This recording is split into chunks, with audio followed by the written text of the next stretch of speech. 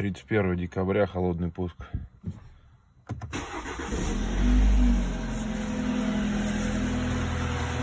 После ТО сразу же.